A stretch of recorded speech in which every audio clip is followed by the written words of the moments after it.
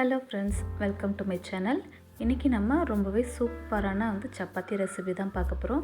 இது கண்டிப்பாக weight loss பண்ணுறவங்களுக்கும் டயட்டில் இருக்கவங்களுக்கும் இந்த சப்பாத்தி ரெசிபி ரொம்பவே யூஸ்ஃபுல்லாக இருக்கும். இதுக்கு நான் 1 கப் அளவுக்கு கோதுமை மாவு எடுத்திருக்கேன். கூடவே 1/4 கப் அளவுக்கு தேங்காய் துருவல் எடுத்திருக்கேன். காரத்துக்கு ஒரு பச்சை மிளகாய் பொடியை நறுக்கி போட்டிருக்கேன். கூடவே பொடியாக நறுக்கின கருவேப்பிலை, தேவையான அளவுக்கு உப்பு, 1 ஸ்பூன் அளவுக்கு தேங்காய் எண்ணெய், இது எல்லாமே சேர்த்து நம்ம சப்பாத்தி மாவு பதத்தில் பிசைஞ்சு எடுத்துக்கலாம். இந்த மாதிரி இந்த சப்பாத்தி கூட தேங்காய், பச்சை மிளகாலாம் சேர்த்து செய்யும் போது ரொம்பவே சூப்பராக இருக்கும். டேஸ்ட்டு ரொம்ப நல்லாயிருக்கும்.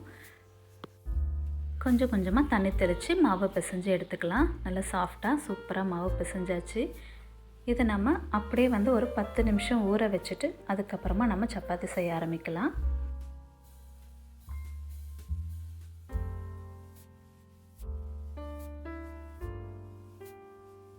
பத்து நிமிஷம் ஊறிடுச்சு. இப்போ நம்ம சப்பாத்தி செய்ய ஆரம்பிச்சிடலாம். சின்ன சின்ன உருண்டையாக நம்ம ஃபஸ்ட்டு எடுத்து ரெடி பண்ணிக்கலாம்.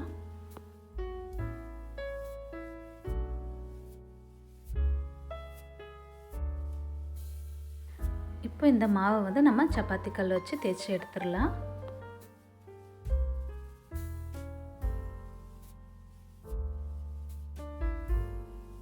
இதே போல் எல்லா சப்பாத்தியும் போட்டு எடுத்தாச்சு.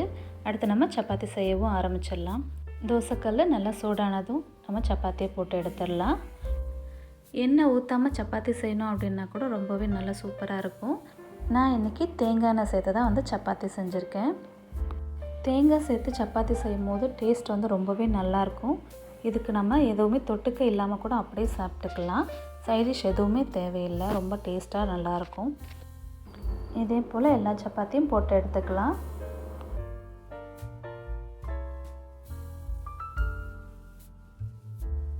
அவ்வளோதான், ரொம்பவே சூப்பராக டேஸ்டான தேங்காய் சப்பாத்தி ரெடி ஆயிடுச்சு. ரொம்பவே சாஃப்டாக நல்லாயிருக்கும். எப்போவும் சப்பாத்தி ஒரே மாதிரி செய்யாமல் இது மாதிரி டிஃப்ரெண்ட்டாக செஞ்சு கொடுத்தா குழந்தைங்க கூட ரொம்பவே விரும்பி சாப்பிடுவாங்க. பெரியவங்களுக்கும் ரொம்ப பிடிக்கும். டயட்டில் இருக்கவங்க, சுகர் பேஷண்ட் எல்லாருக்குமே ரொம்பவே இந்த சப்பாத்தி பிடிக்கும். உடம்புக்கும் ரொம்ப நல்லது. இன்றைக்கி நான் இது கூட சுரக்காய் பொரியல் தான் வச்சு சாப்பிட போகிறேன். இது வெயிட் லாஸ் பண்ணுறவங்களுக்கு ரொம்பவே யூஸ்ஃபுல்லாக இருக்கும். சுரைக்காய் பொரியல் சப்பாத்தி கூட வச்சு சாப்பிடும் போது ரொம்பவே நல்லாயிருக்கும். கண்டிப்பாக ட்ரை பண்ணி பாருங்கள். இந்த வீடியோ பிடிச்சிருந்தால் லைக் பண்ணுங்கள். அது மட்டும் இல்லை, நம்ம சேனலை இப்போ தான் ஃபர்ஸ்ட் டைம் பார்க்குறீங்க அப்படின்னா கண்டிப்பாக சப்ஸ்கிரைப் பண்ணுங்கள் ஃப்ரெண்ட்ஸ். தேங்க்ஸ் ஃபார் வாட்சிங்.